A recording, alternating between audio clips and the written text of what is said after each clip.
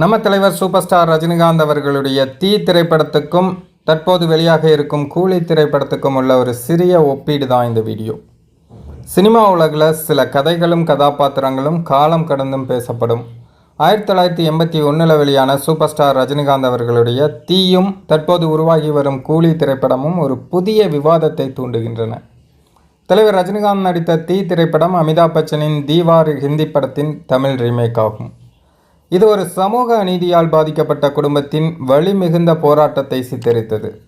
தொழிற்சங்கவாதியான தந்தை அவமானப்பட தலைவர் ரஜினி தனது தம்பிக்காக கல்வியை தியாகம் செய்து நிழல் உலக தாதாவாக மாறுகிறார்.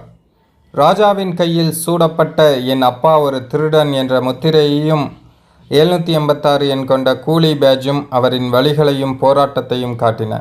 தாய் சென்டிமெண்ட், மாஸ் காட்சிகள் மற்றும் தலைவர் ரஜினியின் தனித்துவமான நடிப்பு தீயை தொடர்ந்து பிற்காலத்தில் வந்த மாஸ் படங்களுக்கு அடித்தளமிட்டது. இந்த படம் எதிர்பார்த்த வெற்றியை பெறாவிட்டாலும் பில்லா மற்றும் தீ படங்கள் தான் பிற்காலத்தில் தலைவர் ரஜினியின் பாஷா போன்ற மாஸ் படங்களுக்கு முன்னோடி என்பதுதான் நிதர்சனம்.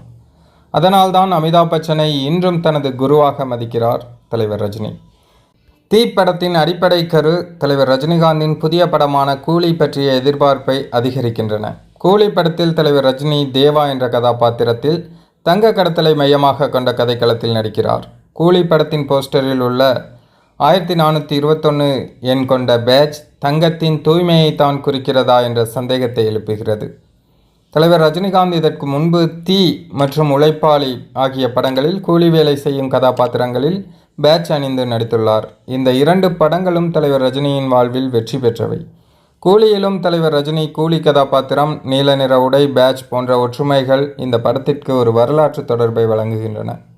ஆகவே சூப்பர் ஸ்டார் ரஜினிகாந்தின் கூலி திரைப்படம் மீண்டும் ஒரு கூலியின் கதையாக சமூக சிந்தனையுடனும் தனது மாஸ் நடிப்பின் அனலுடனும் வந்து இந்த தலைமுறைக்கு தன்னம்பிக்கை, சமூக சிந்தனை போன்ற புதிய தீயை பற்ற வைக்குமா?